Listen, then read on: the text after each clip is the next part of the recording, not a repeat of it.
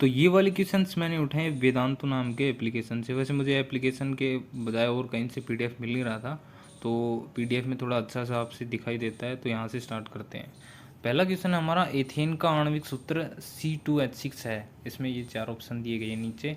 वैसे ऑप्शन दे रखे हैं 6 संयोजक आबंध, 7, 8 या फिर 9। तो सबसे पहले हम ये जो हमारा आणविक सूत्र है उसको थोड़ा खोल के लिख लेते हैं। क्या लिखते हैं? खोल के लिख लेते हैं। ठीक है, यहाँ पे देखो कार्बन की क्या है, 2 अणु हो गए। ठीक है, कार्बन के अणु हो गए। उसके बाद क्या, हाइड्रोजन के 6 अणु हैं भाई। एक इस साइड, एक इस साइड हो गया, एक इस साइड हो गया, एक कार्बन की इस साइड हो गया, एक इस साइड हो गया, एक इसके सामने की साइड हो गया। हो गया। तो अब देखते हैं कि इसमें हमारे कितने हाइड्रोजन होंगे, काउंट करो। 1 2 3 4 5 और एक इधर वाला 6। तो अब देखते हैं 6 यहाँ पे क्या हो गया, हमारे हाइड्रोजन पूरे। अब काउंट करते हैं यहाँ पे बॉन्ड कितने बने। तो 1 2 3 4 5 एंड ये इधर वाला 6। तो कितने हो गए, 6। अब होने तो चाहिए क्या है, 6, लेकिन एक बॉन्ड क्या है हमारा, बीच में भी है। तो कितने सहसंयोजक बॉन्ड हो जाएंगे इसके अंदर, 7। तो हमारा कौन सा आंसर ठीक हो जाएगा, बी वाला राइट हो जाएगा। क्या हो जाएगा, बी वाला राइट। अब नेक्स्ट वाला देखते हैं। नेक्स्ट वाला क्वेश्चन बोल रहा है, ब्यूटेनोन चतु कार्बन यौगिक है जिसका प्रक्रियात्मक समूह होगा। तो अब देखो ब्यूटेनोन दे रखा है, तो ये प्रक्रियात्मक समूह में आ गया। तो प्रक्रियात्मक समूह के बारे में मैं बता दूं मैं आपको, अगर नहीं पढ़ा आपने चैप्टर तो अगली वीडियो में उसी पे डालने वाला हूँ। मैंने स्टार्ट इसलिए कर दिया क्वेश्चन से कि पहले क्वेश्चन देख लेते हैं।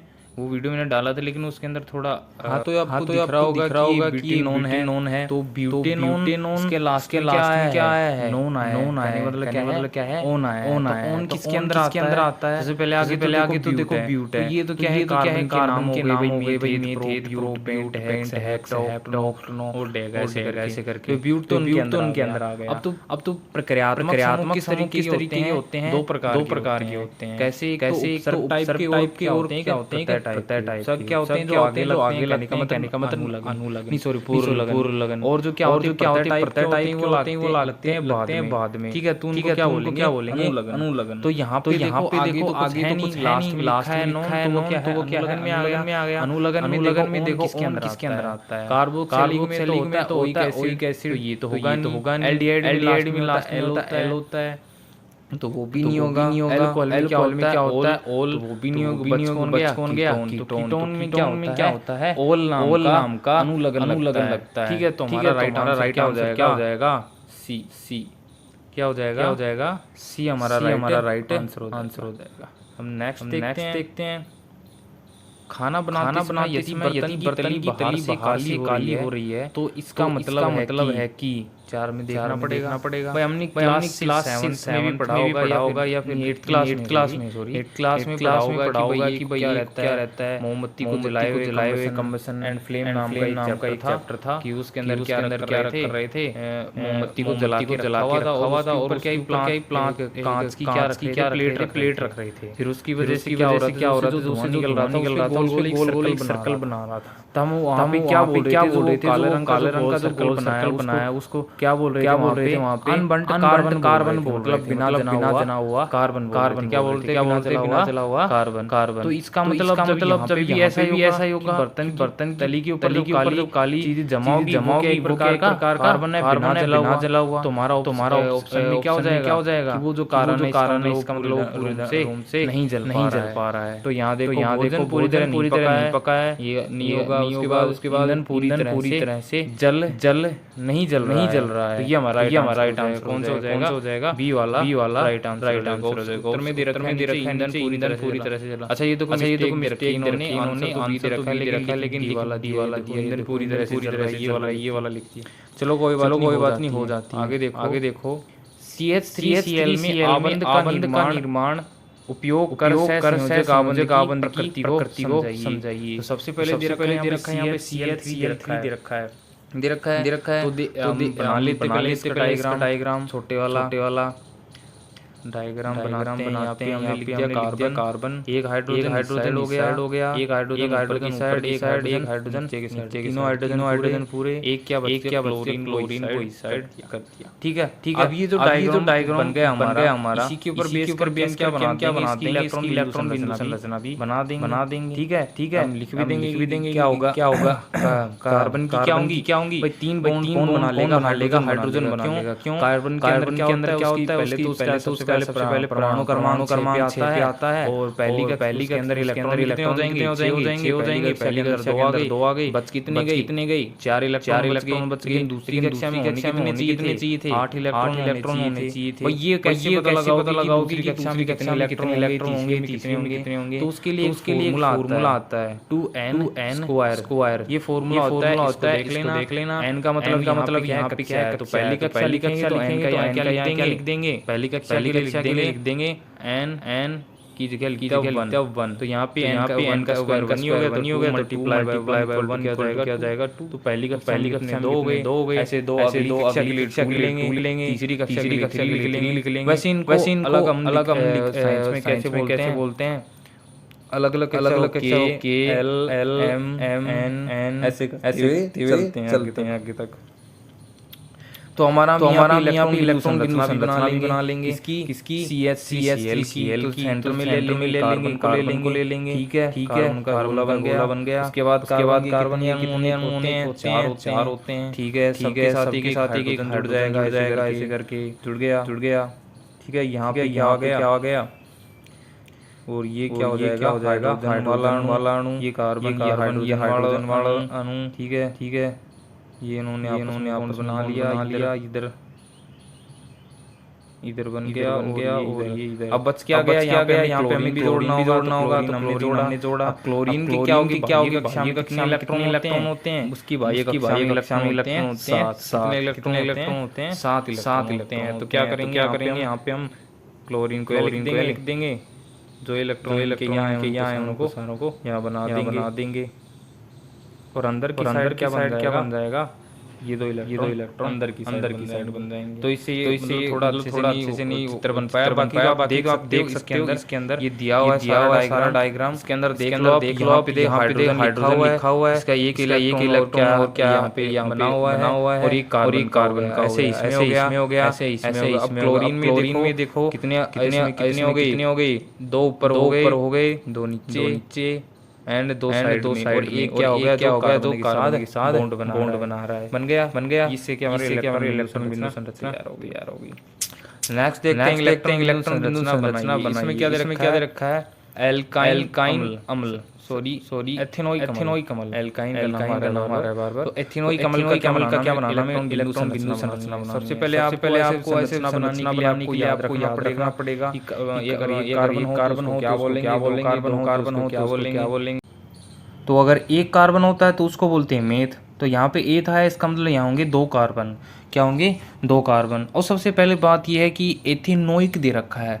क्या दे रखा है, नोइक। तो ओइक एसिड किस में आता है, कार्बोक्सिलिक अम्ल का होता है। तो ओइक अम्ल कहाँ जाएगा, अगर आपसे पूछ लिया जाए कि ओइक अम्ल का जो हम जोड़ते हैं किसी के अंदर ओइक अम्ल, तो लास्ट में क्या जुड़ेगा, तो लास्ट में क्या जुड़ता है, उसके डबल ओ और एच जुड़ जाता है। क्या जुड़ जाता है, डबल ओ और एच जुड़ जाता है। ठीक है। तो अब बात आती है हमारी इलेक्ट्रॉन बिंदु संरचना की। तो यहाँ पे ए था, इसका मतलब हो गए 2 कार्बन। ये देख लो हमारे यहाँ पे 2 कार्बन हो गए, एक ये वाला कार्बन हो गया और एक ये वाला कार्बन हो गया। अब देखो वही कार्बन की कितने बाई को उसमें कितने इलेक्ट्रॉन चाहिए, उसको 4 चाहिए, क्योंकि 4 उसके पास होते हैं। दूसरी कक्षा के लिए 8 इलेक्ट्रॉन चाहिए होते हैं। तो भाई अब क्या करेंगे, हाइड्रोजन जो होगा वो इसको क्या देगा, अपना इलेक्ट्रॉन दे देगा। तो इसकी संयोजकता यहाँ पूरी हो जाती है। दूसरी बात, दूसरे कार्बन के पास जाते हैं।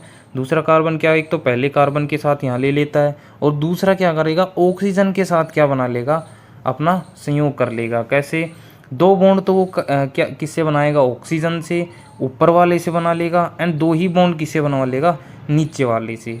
अब आपने देखा होगा इस वाले में, ऊपर वाले में डबल बॉन्ड क्यों है, इस वाले में क्यों नहीं है। तो एक बात मैं आपको बता दूं, ऊपर वाले में क्या है, हाइड्रोजन नहीं है। तो दोनों बॉन्ड किससे बना रहा है, वो कार्बन से बना रहा है, इसलिए क्या है, इसको डबल बॉन्ड की ज़रूरत पड़ रही है। और इस साइड वाले ऑक्सीजन में क्या है, एक हाइड्रोजन भी दिया हुआ है नीचे।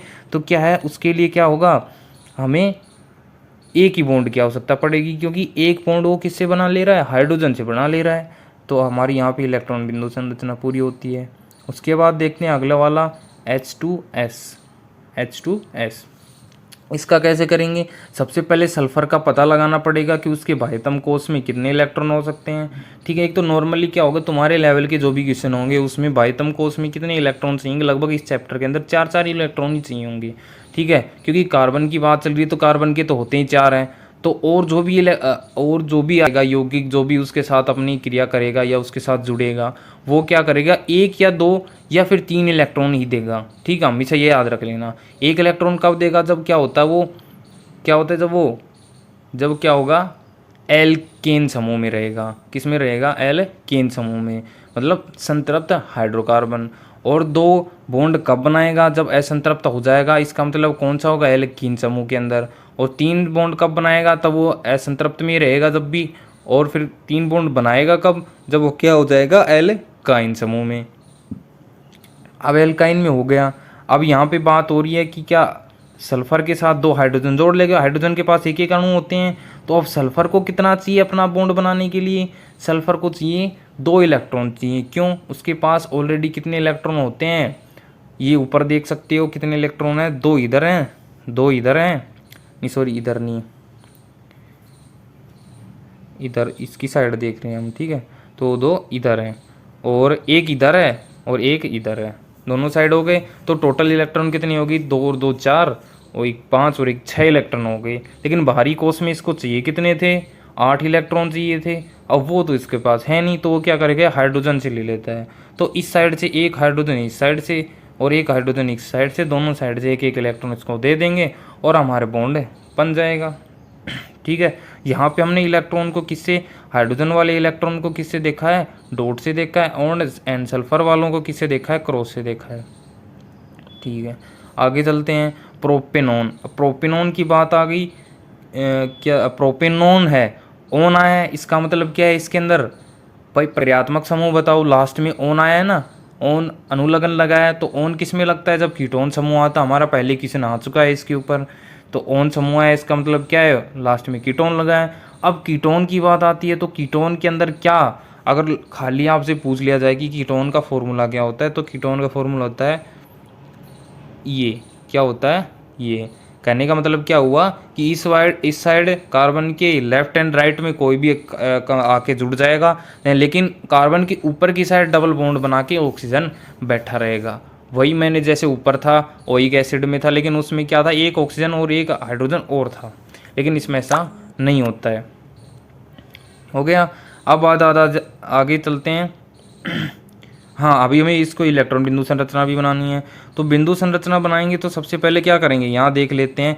प्रोप की बात आई तो प्रोप कितने नंबर पे आता है, 3 नंबर पे आता है कि नहीं, मेथ, एथ और प्रोप।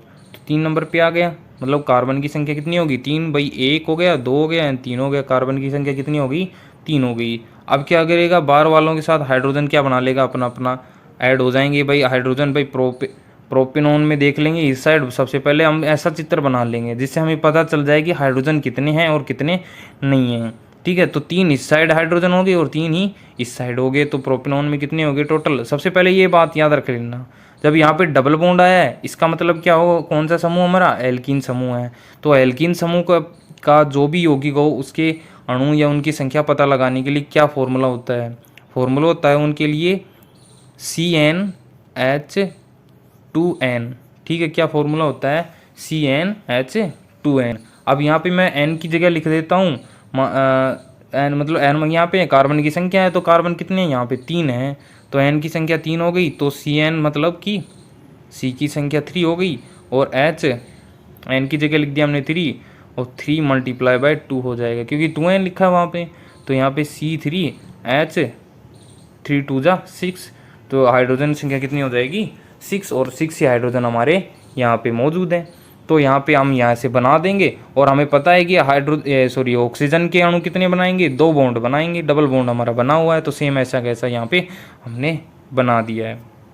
उसके बाद आगे देखते हैं, F2 दे रखा है फार ने, ठीक है, F2 दे रखा है। तो F2 का दे रखा है, इसमें मतलब क्या है, F के दो अणु हैं। F मतलब क्या होता है, क्या होता है, कोई बता सकता है F का मतलब? तो F का मतलब होता है फ्लोरीन। फ्लोरीन, अब फ्लोरीन नंबर कितने पे आता है सबसे पहले चेक कर लो आप। फ्लोरीन आता है शायद 9 नंबर पे आता है, आ गया 9 नंबर पे, हाँ 9 पे आता है। तो 9 पे आता है, इसका मतलब पहली कक्षा में कितने इलेक्ट्रॉन हो गए, 2 इलेक्ट्रॉन हो गए। दूसरी कक्षा में कितने बनने थे, 8 बनने थे। ये तो अब रट ही चुके हो गया, 8 ही बन रहे हैं लगातार, तो रटने में ही आ गया होगा। तो 8 इलेक्ट्रॉन कब बन रहे हैं, दूसरी कक्षा के अंदर। अब दूसरी कक्षा के अंदर 8 इलेक्ट्रॉन बच रहे हैं, बन रहे हैं, तो 2 पहले चले गए, 9 थे, 9 में से 2 घटाए, कितने बच गए, 7 बच गए। तो देखो यहाँ पे कितने इलेक्ट्रॉन हमारे, 7 ही इलेक्ट्रॉन है। देखो 2 ऊपर हैं, 2 साइड में हैं, 2 नीचे, कितने हो गए, 6। और 1 इलेक्ट्रॉन क्या है इनके बीच में, ठीक है, एक इस वाले फारेनहाइट का है और एक इस वाले फारेनहाइट का है। दोनों फारेनहाइट से क्या बना लिया इसने, इलेक्ट्रॉन बना ली। और ये हमारा क्या हो गया, इलेक्ट्रॉन बिंदु संरचना पूरी हो गई है। अगला क्वेश्चन दे रखा है समजाति श्रेणी क्या है, उदाहरण के साथ समझाइए। ठीक है, तो सबसे पहले समजाति श्रेणी एक तो इन्होंने दे रखा है, किस तरीके से वो देखते हैं, फिर मैं अपना बताता हूँ। कार्बनिक यौगिकों की ऐसी श्रेणी जिसमें क्या होता है, जिसकी संरचना तथा रासायनिक गुणों में समानता हो, उन्हीं तथा किन्हीं दो लगातार यौगिकों के बीच में CN2 इकाई और आणविक द्रव्यमान 14 का अंतर हो, समजातीय श्रेणी कहलाता है। क्या कहलाता है, समजातीय श्रेणी कहलाता है। अब एक तो ये हो गया इनका। अब एक मैं बता दूं आपको, क्या इसका इजी तरीका और इजी डेफिनेशन जो आपको याद भी हो जाएगी आसानी से। तो क्या होगी, कार्बनिक यौगिक, उसके अंदर क्या होता है, कार्बनिक यौगिक के अंदर हाइड्रोजन पाया जाएगा भाई। हाइड्रोकार्बन्स के अंदर क्या पाया जाएगा, हाइड्रोजन पाया जाएगा। तब क्या करे, कोई प्रक्रियात्मक समूह हाइड्रोजन को क्या कर देता है, प्रतिस्थापित कर देता है, ठीक है, और प्रतिस्थापित करता है और लगातार ऐसे वहाँ पे जुड़ जाता है वो जाके, तो उसको भी क्या बोलते हैं हम, समजातीय श्रेणी ही बोलते हैं। क्या बोलते हैं, समजातीय श्रेणी ही बोलते हैं, ठीक है। और कहने का मतलब जो भी कोई 2 कार्बनिक यौगिक हैं उनके अंदर कितना अंतर होगा, 1 कार्बन प्लस 2 हाइड्रोजन का अंतर होगा। ये बात मैं भी बोल रहा हूँ और ये इसमें भी लिखी हुई है, ठीक है, इसका अंतर होगा। ये बोलना ज़रूरी नहीं है कि उसके अंदर 14 का क्या होगा, अंतर होगा, ऐसा कुछ नहीं है। अब आगे देखते हैं, आगे देख उदाहरण के साथ ये भी कह रहा है कि क्या दीजिए, उदाहरण के साथ समझाइए, ठीक है। तो सबसे पहले उदाहरण के लिए देख लेते हैं हम। ये दे रखा है कि ये वाला दे रखा है CH3OH एंड दूसरा दे रखा है C2H5OH। तो यहाँ पे देख रहे हो हर बार प्रक्रियात्मक समूह जुड़ रहा है, कौन जुड़ रहा है, OH। कौन जुड़ रहा है, OH जुड़ रहा है। OH किसका होता है, कोई बता सकता है, एल्कोहल का होता है, ठीक है। तो OH किसका हो गया, एल्कोहल का, ठीक है। और यही बात मैंने बताई थी भाई, क्या रहता है उसमें, प्रक्रियात्मक समूह जुड़ जाता है। चलो ये इनके नीचे दे रखा है ये वाली लाइन, चलो कोई बात नहीं, बाद में दिया दे रहा है, दुरुस्त है, एक ही बात है, ठीक है। तो इसमें क्या हो गया, ये वाला देखो, एक तो कौन सा वाला कार्बन, ये वाला, और देन ये एक यौगिक, सॉरी कार्बन नहीं, कार्बन के यौगिक अलग अलग है। अब इनके अंदर देखो, एक तो कार्बन है, इसमें क्या है, 2 कार्बन, तो एक कार्बन का अंतर हुआ। इसमें हाइड्रोजन की संख्या कितनी है, 3 है, और इसके अंदर हाइड्रोजन की संख्या कितनी है, 5। तो कितने का अंतर हुआ, हाइड्रोजन 2 के अंतर हो गया भाई। कितना था पहले, 3 था, 5 हो गया। तो क्या है, वही मैं बोल रहा था और वही इसके अंदर आ गया अब, ठीक है। तो इससे कर सकते हैं, आप देख लेना, ठीक है। आगे चलते हैं। भौतिक एवं रासायनिक गुणधर्मों के आधार पर एथेनॉल एंड एथेनोइक अम्ल में क्या अंतर होगा, या आप कैसे अंतर करेंगे, ये पता करना है, ठीक है। तो सबसे पहले दे रखा है एथेनॉल, इसका क्वथनांक कितना दे रखा है, 351 केल्विन। और उस एथेनोइक अम्ल का दे रखा है क्वथनांक कितना, 391 केल्विन, ठीक है, ये दे रखा है। लेकिन इसको हम क्या बता सकते हैं, सेल्सियस में भी बता सकते हैं। तो सेल्सियस में कितना होगा,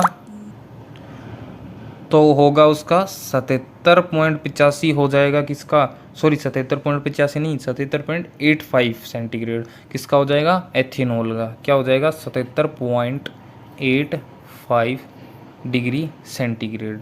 अब ये तो किसका हो गया, एथेनॉल का हो गया। अब बात आ जाए कि एथेनोइक अम्ल का क्या होगा, तो एथेनोइक अम्ल का हो जाएगा 117.85 डिग्री सेल्सियस, ठीक है। अब ये 8585 डिग्री के जो लास्ट में आ रहा हमारा, क्या कह रहे हैं इसके बाद डॉट के बाद, तो वो तो तुम्हें याद हो ही जाएगा, 8585 आ रहा हर बार, हो रहा है याद। ठीक है। अब उसके बाद बात आती है उसका गलनांक कितना होगा। तो गलनांक होता है किसका, एथेनॉल का गलनांक होगा 156 केल्विन और उसका एथेनोइक अम्ल का गलनांक होगा 290 केल्विन। अब इसको भी आप कहोगे कि सेंटीग्रेड के अंदर बताएं, तो सेंटीग्रेड के अंदर क्या होगा मैं बताता हूँ, रुको। तो सेंटीग्रेड के अंदर एथेनॉल होगा 117.15, कितना होगा 117.15 डिग्री सेल्सियस। ठीक है, ये होगा। अब उसी से रिलेट कर रहा है एथेनोइक अम्ल से कि उसका कितना था 117.85 डिग्री सेंटीग्रेड था। लेकिन ये याद रख लेना अब की बार ये 0.15 हुआ है, ये किस में आ जाएगा, एथेनोइक अम्ल में आ जाएगा। ठीक है, उसके बाद बात आती है नहीं सॉरी एथेनॉल में आ जाएगा। अब एथेनोइक अम्ल की बताते हैं कि कितना होगा एथेनोइक अम्ल का। तो एथेनोइक अम्ल का क्या हो जाएगा, गलनांक कितना होगा भाई 16.85 डिग्री सेंटीग्रेड। कितना हो जाएगा 16.85 डिग्री सेंटीग्रेड। तो वही 0.85 सेंटीग्रेड वही रिलेट कर रहा है सबसे, लेकिन उस वाले में थोड़ा क्या था, कम था भाई, 15 दे रखा था। ठीक है, तो ये तो मैंने वैसे बता दिया। आप अगर केल्विन में करना चाहती तो इसमें देख लेना अंतर, अगर किसी में भी पूछ सकता है, हो सकता है ना। तो ना पूछ, अगर किसी से पूछ नहीं रहा है कि भाई इसका बताओ तब तो बात अलग है, अगर पूछ रहा है तब तुम्हें ये करना होगा।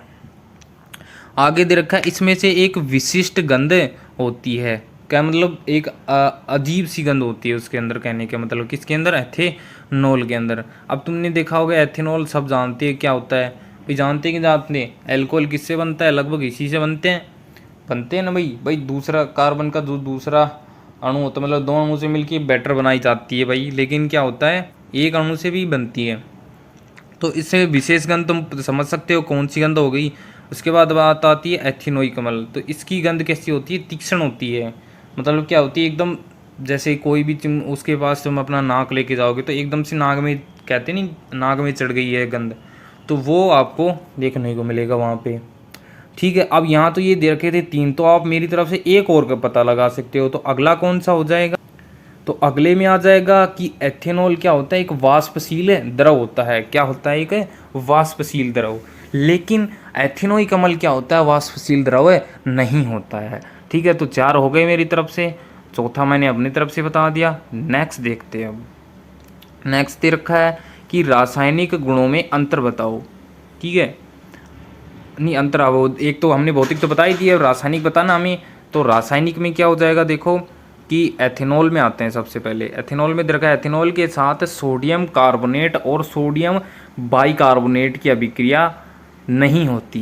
कहने का मतलब सोडियम वो क्या नाम, कार्बोनेट और हाइड्रोजन कार्बोनेट वाले जो यौगिक होंगे, कहने का मतलब धोने का सोडा और खाने का सोडा, बेकिंग सोडा और क्या हो जाएगा कपड़े धोने का सोडा, उनके साथ ये अभिक्रिया नहीं करते हैं। अब एथेनोइक अम्ल की बात आ जाए तो ये क्या करते हैं, इनके साथ अभिक्रिया करते हैं और क्या निकालते हैं, बुदबुदाहट करते हैं। और बुदबुदाहट के अंदर क्या निकलती है, कार्बन डाइऑक्साइड गैस बाहर निकलती है, जैसा कि इन्होंने यहाँ पे लिख दिया है। चलो एक बात हो गई। आगे देखते हैं कि अब क्या करें, एथेनॉल क्या करते हैं, लिटमस पत्र पर कोई प्रभाव नहीं डालते।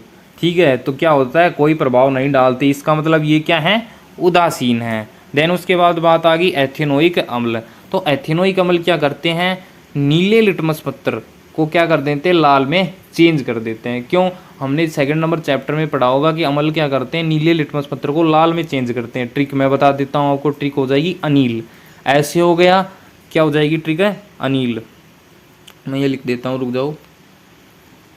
ऐसे क्या हो गया, अम्ल हो गया, नीचे हो गया नीला, एंड ल से क्या हो गया, लाल। तो ये हमारी ट्रिक होगी। तो यहाँ पे अब पता कैसे हमें कि अमल ही है, तो लास्ट में देख रहे हो आप कि यहाँ लिखा भी है अमल है, तो वैसे ही अमल हो गया।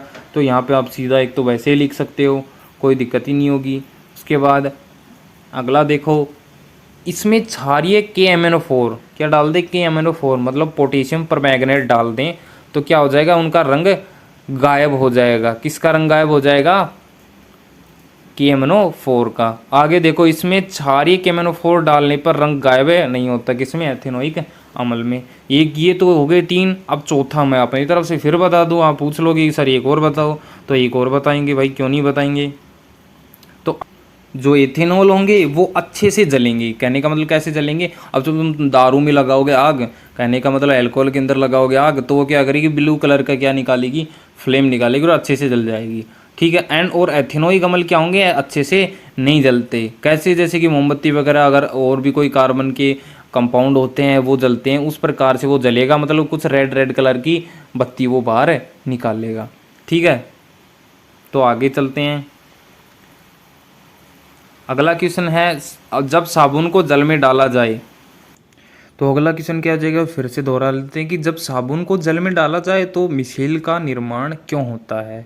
ठीक है, तो क्यों होता है, देखते हैं भाई क्यों होता है।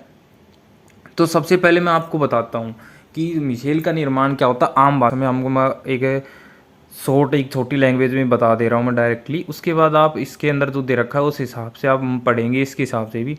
तो सबसे पहले जब क्या होता है, हम साबुन को क्या करेंगे, पानी में डबोएंगे या उसके अंदर डालेंगे तो वो उसके अंदर घुलेगा।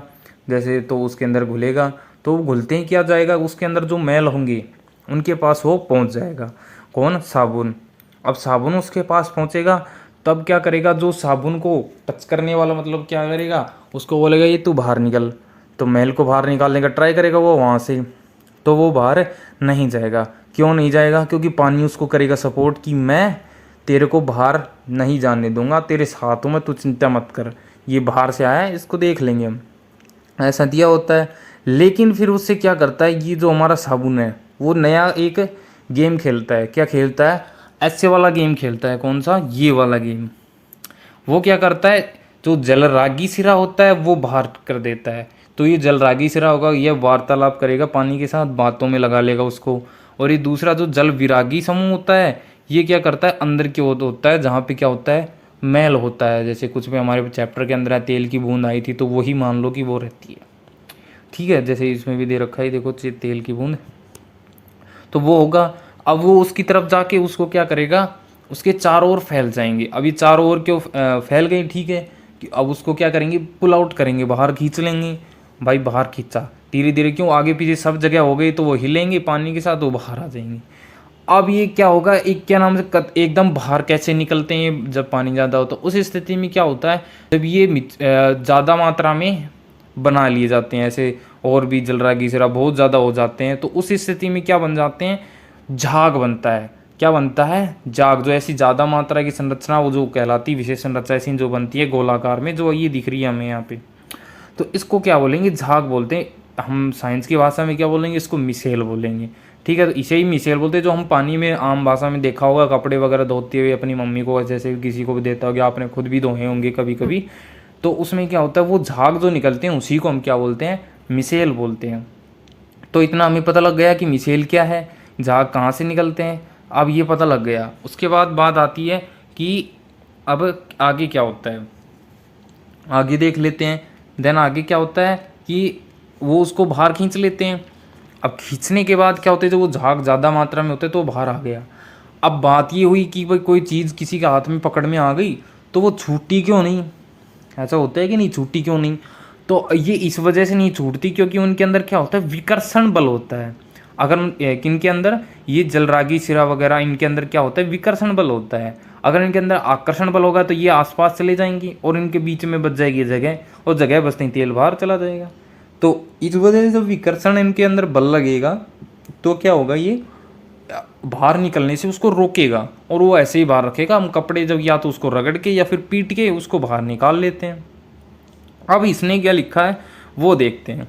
सबसे पहले लिखा है लंबी हाइड्रोजन पूंछ से जो जलविरागी होता है विलयन, ठीक है, जो जल में मिल जाता है। ठीक है, उसके बाद अगला दे रखा है छोटा आयनिक सिरा, ये क्या होता है, जल रागी होता है। वो क्या था, जल विरागी था और ये था जल रागी। तो ये क्या जल में मिलेगा और वो जल में नहीं मिलेगा। क्या नहीं मिलेगा, जल में नहीं मिलेगा। तो ये हमारा डायग्राम हो गया। उसके बाद आगे बात कर रहा है साबुन के अणु, साबुन का आयनिक भाग जल में घुल जाता है। तो साबुन के अणु साबुन का आयनिक भाग जल में घोल देते हैं और जल के अंदर होता है, तथा ये जल के अंदर होता है, जबकि लंबी हाइड्रोकार्बन पूंछ जल के बाहर होती है। कहने का मतलब जल के बाहर का से बात कर रहा है कि वो झाग की बात कर रहा है। झाग के अंदर तो तेल हो जाएगा, तो झाग जहाँ पे पानी नहीं होगा। तो उसके बाद देखो भाई, देखा होगा तुमने पानी के, भाई झाग के बुलबुले देखे होंगे, तो बुलबुले के अंदर पानी थोड़ी रहता है, तो उसकी बात कर रहा है। जल के अंदर इन अणुओं की एक विशेष व्यवस्था होती है जिससे इनका हाइड्रोकार्बन सीली जल के बाहर बना होता है। ये सीली नहीं है, सीरी नहीं है, सिरा है ये। तो ये सिरा जल के बाहर बना होता है। ऐसे अणुओं का बड़ा गुच्छा बनने के कारण होता है। तो ऐसा क्यों होता है? उनका गुच्छा बनने के कारण होता है कि बाहर अंदर बाहर कैसे हो जाते हैं भाई। बड़ा गुच्छा ऐसे बनता है, ठीक है। और भी जुड़ जाएंगे इससे, जिसमें जल विरागी पूंछ गुच्छे के आंतरिक हिस्से में होती है, जबकि उसकी आयनिक सिरा गुच्छे की सतह पर होता है। इस संरचना को मिसेल कहते हैं। बस इसने हमने अपनी एक आम भाषा में बताया और इसने अपने तरीके से बता दिया। तो ये हो गया मिसेल का निर्माण।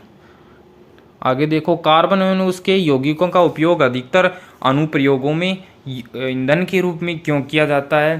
तो सबसे पहले बात देखते हैं भाई, ईंधन, ये तो बड़ी बात आ गई कि उनका उपयोग ईंधन के अंदर क्योंकि लगभग जो भी चीज़ें होती हैं उन सभी से निकलती है धुआं, हम जिनको जलाते हैं। और जिन जिन चीज़ों को जलाते हैं, जिन जिन से हमें धुआं निकल रही है, वही क्या होते हैं? कार्बन के यौगिक होते हैं। भाई धुआं किन से निकलती है? धुआं होती क्या मेन रूप से? Carbon dioxide gas. अब कार्बन डाइऑक्साइड गैस आई है तो इसका मतलब उसमें कार्बन भी है, तो इसका मतलब कार्बन का वो कंपाउंड था, तभी वो जला। अब उससे ही क्यों बनते हैं, बात ये आ गई। अब तो इससे ही क्यों बनेंगे? क्यों? क्योंकि जो कार्बन होता है, कार्बन या उसके यौगिक जो भी होंगे, उनको क्या होंगे? जलने के लिए बहुत ज़्यादा टेम्परेचर की ज़रूरत होगी, बहुत ज़्यादा टेम्परेचर की ज़रूरत होगी। अब जैसे मान लो, मैं मान लेता हूँ 60 डिग्री सेंटीग्रेड पर वो जल जाते हैं, मान लेता हूँ भाई। घास तो जो होती है, मानते हैं कि घास 50 से 55 या 52 के लगभग क्या हो जलने लग जाती है। तो वैसे ही मान लेते हैं कार्बन 60 पे जलता है भाई। कार्बन बहुत से आ गए ना, लकड़ियाँ वगैरह भी तो आ गए, तो मान लेते हैं 60 पे जलता है। तो उसको भाई 60 डिग्री टेम्परेचर देंगे, जलेगा।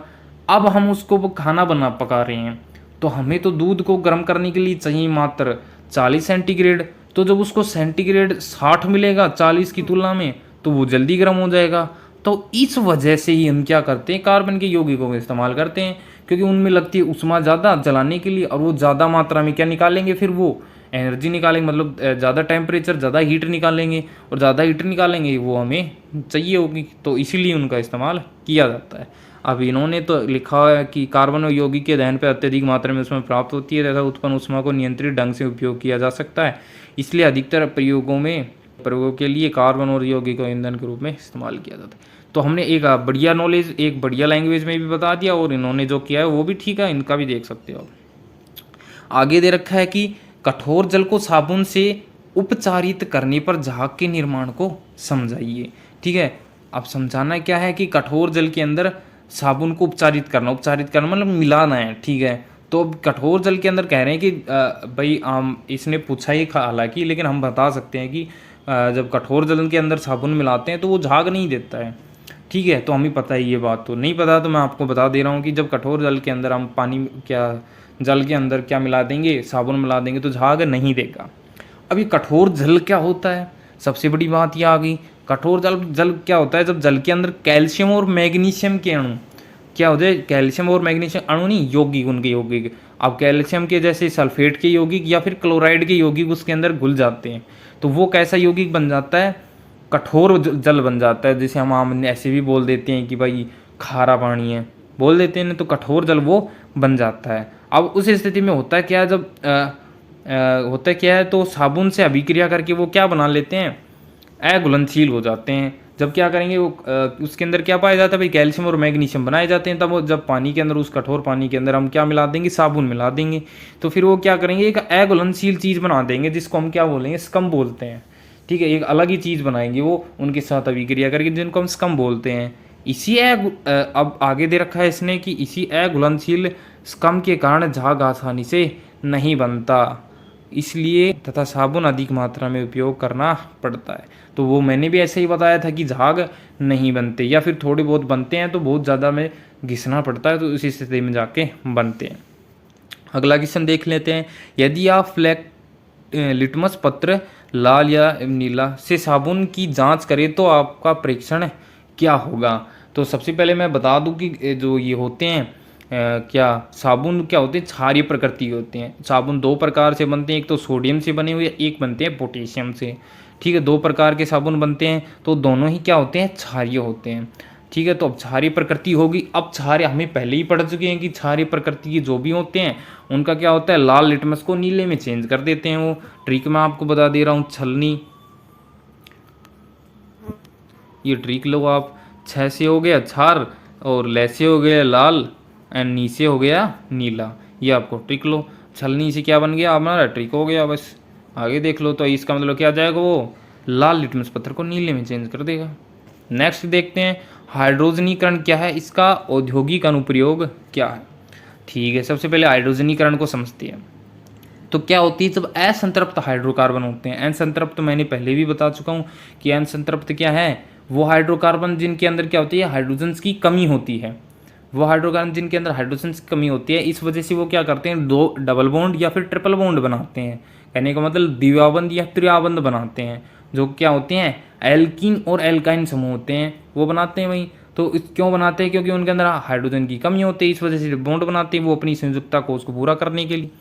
तो अब ये क्या करते हैं, जो असंतृप्त हाइड्रोकार्बन होते हैं, इनकी क्रिया करवाएं हम पैलेडियम और निकेल की उत्प्रेरक की उपस्थिति में करवाते हैं। ठीक है, पैलेडियम और निकेल की उपस्थिति में करवाते हैं, तो क्या होता है, वो संतृप्त हाइड्रोकार्बन में बदल जाते हैं। क्या बदल जाते हैं, संतृप्त हाइड्रोकार्बन है, तो उसको क्या बोलेंगे, हाइड्रोजनीकरण बोलेंगे। आम भाषा में बताऊं तो मैं क्या, ऐसे हाइड्रोकार्बन जिनके अंदर क्या हो जाए, हाइड्रोजन आके जुड़ जाए, वो क्या कहलाएगा, हाइड्रोजनीकरण कहलाएगा। ठीक है भाई। अब इसके बाद बात आती है कि उसका औद्योगिक अनुप्रयोग बताइए। तो इन्होंने दे रखा है कि वनस्पति तेल का क्या बनाया जाता है, वनस्पति घी में चेंज किया जाता है। ठीक है, वनस्पति तेल को वनस्पति घी में चेंज किया जाता है। हमारे पास और भी एग्जाम्पल है, और भी उदाहरण अनुप्रयोग है, वो बता देते हैं।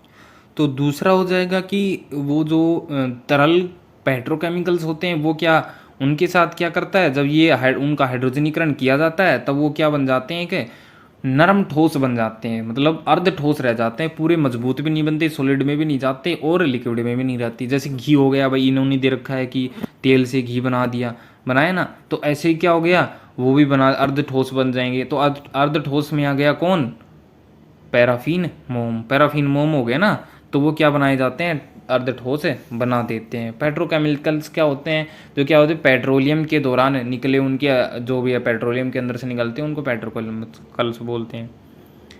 नेक्स्ट देखते हैं, दिए गए hydrocarbon C2H6, C3H8, C3H6, C2H2 and CH, इनमें से संकलन अभिक्रिया होगी। किसमें बतानी है कि किसमें से संकलन अभिक्रिया है। तो संकलन अभिक्रिया किसके अंदर होती है, सबसे पहले ये देख लो, संकलन अभिक्रिया उनके अंदर होती है जो असंतृप्त हाइड्रोकार्बन होते हैं। देखो इसके अंदर क्या दे रखा है कि दिए गए हाइड्रोकार्बन में CH3, इनको जाने दो, संकलन अभिक्रिया होती है क्योंकि असंतृप्त हाइड्रोकार्बन है। तो संकलन अभिक्रिया किसके अंदर होती है, असंतृप्त हाइड्रोकार्बन के अंदर होती है। अब संकलन का मतलब मामूली नाम ही क्या है, योग। ठीक है, तो क्या होता है, उनके अंदर योग कर सकते हैं, वो क्या उनके अंदर क्या होती है, ये होती है संकलन। अब देखो होगा किसमें, सबसे पहले देख लेंगे C2H6। अब देखो यहाँ पे कार्बन के दो अणु हैं, तो दो अणु, तो इस हिसाब से हमारा संतृप्त कब होता है, जब फॉर्मूला कौन सा लगे, CnH2n+2 ये लगे। मैं कहने का मतलब, अगर यहाँ पे कार्बन के अणु कितने हैं, दो हैं, तो हमारा क्या हो जाएगा, कार्बन के दो अणु H2n हुआ, मतलब कि 2 दूनी 4 और +2 कितने हो गए, 6। तो ये हमारा तो संतृप्त है पहले वाला। ठीक है, अब आगे देख लेते हैं, मान ले अगले वाला देखते हैं, कार्बन की संख्या अगर 3 हो जाए तब कितना होगा भाई, C3H। अब H 3 दूनी 6, 6 और 2 8, तो दूसरे वाला भी ठीक है। देन तीसरे वाला देखते हैं भाई, तीसरे वाला गलत हो जाएगा क्योंकि ये वाला ठीक था हमारा कार्बन के 3 अणु पे, ये वाला गलत हो जाएगा। ये वाला भी ठीक था, कार्बन के 2 अणु पे 6 होने चाहिए, लेकिन यहाँ पे 2 है, तो ये क्या हो जाएंगे, दोनों असंतृप्त हो जाएंगे। कौन से वाले 2 असंतृप्त होंगे, एक तो ये वाला, एक तो ये वाला हो जाएगा, एंड एक ये वाला। ठीक है, ये दोनों क्या हो जाएंगे, असंतृप्त हाइड्रोकार्बन है। तो इसलिए इनमें क्या, ये क्या हो जाएंगे, इनमें संकलन अभिक्रिया होती है। आगे देखो, मक्खन तथा खाना बनाने वाले तेल के बीच रासायनिक अंतर समझने के लिए एक परीक्षण कीजिए। ठीक है भाई, ये कह रहा है तो हम कर देते हैं। तो सबसे पहले क्या करेंगे कि क्या बनाते हैं, कर लेते हैं, मक्खन लिया हमने और एक क्या ले लिया, खाना बनाने का तेल ले लिया। तो सबसे पहले मक्खन, नॉर्मल भाषा में देख लें तो मक्खन गाढ़ा होता है, तेल पतला होता है कि नहीं होता। तो अब क्या करेंगे, सबसे पहले इन्होंने जो दे रखी है वही करके देख लेते हैं। क्या करेंगे, ब्रोमीन जल द्वारा विधि। भाई दो ये कह रहा है कि एक तरीका बता रहा है कि ब्रोमीन जल विधि द्वारा कैसे करते हैं। तो करेंगे सबसे पहले क्या करेंगे, क्या लेंगे, 2 प्रखनली ले लेंगे। ठीक है, 2 प्रखनली ले ली, एन क्या ले लेंगे, एक ब्रोमीन और थोड़ा सा ब्रोमीन जल भी लेंगे। ठीक है, तो क्या करेंगे, उनके अंदर क्या डाल लेंगे, एक में तेल डाल लेंगे देन, ठीक है, और एक में क्या डाल लेंगे, दही डाल लेंगे। क्या डाल लेंगे, दही डाल लेंगे। तो इसमें तेल डल गया भाई, ठीक है, एंड इसके अंदर क्या डल गया, दही डल गया, डाल लिया। उसके बाद कह रहा है कि इनके अंदर फिर एक एक बूंद क्या डाल देंगे, ब्रोमीन की डाल देते हैं। एक एक नहीं मतलब कुछ बूंद डाल देंगे ब्रोमीन की, डाल दी भाई। दोनों प्रखनली को धीरे धीरे गर्म करने पर हम पाते हैं कि तेल वाले प्रखनली में ब्रोमीन जल का रंग उड़ जाता है। ठीक है, उड़ गया। तो इस वजह से हम पता लगा पाए ये हमारे रासायनिक अंतर हो गया कि उनके अंदर क्या हो जाता है, तेल वाले प्रखनली में तो उड़ जाता है लेकिन उसके अंदर नहीं उड़ता। अब ऐसा क्यों हुआ, क्योंकि इससे क्या हो गया, ब्रोमीन जो हुआ वो किसके साथ जुड़ गया, तेल के साथ जुड़ गया। क्यों, अब हमने पहले किया होगा, देखो ये क्वेश्चन कहाँ पे किया था, ये वनस्पति वाला इसके अंदर किया है। तो यहाँ पे वनस्पति तेल है तो तेल उसी से ले लेते हैं। तेल में क्या जोड़ दिया इसने, हाइड्रोजन के कार्बन जोड़े, नहीं सॉरी हाइड्रोजन के जोड़ दिया, हाइड्रोजन जोड़ दिया। उस वजह से क्या बन गया था, फिर वनस्पति घी बन गया था। बन गया था कि नहीं बन गया था, मतलब गाढ़ा हो गया था कहने का मतलब। तो ये हाइड्रोजन कार्बन क्या था, इसके अंदर जुड़ा क्योंकि वो असंतृप्त था, और वैसे ही क्या है ये भी असंतृप्त है, तो इसके अंदर वो जुड़ जाएगा कौन, ब्रोमीन, और ब्रोमीन जुड़ जाएगी इसलिए ब्रोमीन का जल वो रंग जो होगा वो हट जाएगा वहाँ से। अब नेक्स्ट में देख लेते हैं, साबुन की सफाई प्रक्रिया को किससे क्रियाविधि द्वारा समझाइए। तो भाई देखो बार बार मैं क्या बताऊंगा, साबुन की क्रियाविधि हम पहले भी देख चुके हैं, यही वाला दोबारा से देंगे तो ज़्यादा वीडियो लंबा करने से कोई फ़ायदा भी नहीं है। आप सोचेंगे यार इतना वीडियो कंटेंट अच्छा होना चाहिए, बार बार कोई जब क्वेश्चन आ रहा है तो कोई ख़ास बात नहीं है, वही मैंने यहाँ समझा दिया और मुझे तो लग रहा है उस वाले से आपको अच्छा समझ में आया होगा इसको। तो ये देख लीजिए सेम ही होगा भाई, उसमें क्या हो जाएगा, इसको थोड़ा और पहले क्या चल रहा है वैसे दे रखा था, अब की बार ये अणु और ऐड कर दिए गए, तो इसमें कुछ नया नहीं है। तो वीडियो वैसे भी काफ़ी लंबा हो गया, अगर मैं ज़्यादा वो करूँगा तो आप स्किप मार दोगे। ठीक है, तो आज की वीडियो में मेरे लिए हिसाब से इतना ही था, बाकी आप देख सकते हो। और नेक्स्ट वीडियो हमारे चैप्टर के ऊपर भी डाल दूंगा, एक बार प्रीव्यू उनका डाल दूंगा कि नोट्स में क्या क्या होना चाहिए, तो वो भी मैं बता दूँगा। ठीक है, और अगर आपको पीडीएफ चाहिए तो आप पहले तो सब्सक्राइब कीजिए हमें, देन मैं आपको लिंक दे दूंगा, या तो व्हाट्सएप का लिंक दे दूंगा या फिर टेलीग्राम का लिंक दे दूंगा। तो आप उसके ऊपर मुझे आप कोई मैसेज डाल दीजिए उस पर, तब मैं आपको लिंक वहाँ से दे दूंगा। ठीक है, तो आज की वीडियो में इतना ही, मिलते हैं नेक्स्ट वीडियो में। अब की बार से क्या करेंगे, हर जो भी चैप्टर होगा वो उसका प्रीव्यू देंगे, फिर उसके बाद उसकी क्वेश्चन कराएंगे। लेकिन सबसे पहले इनके अंदर चैप्टर के अंदर वाले क्वेश्चन भी बचे हुए हैं जो क्या है इम्पोर्टेंट, और उनके नाम वगैरह कैसे नामकरण किया जाता है हालांकि वो भी बचे हैं, तो वो भी हम करवाएंगे। वो जो कि मेन है आपको नहीं भी आता होगा तो हम वहाँ पे समझाएंगे। तो बाय गाइस, मिलते हैं नेक्स्ट वीडियो में।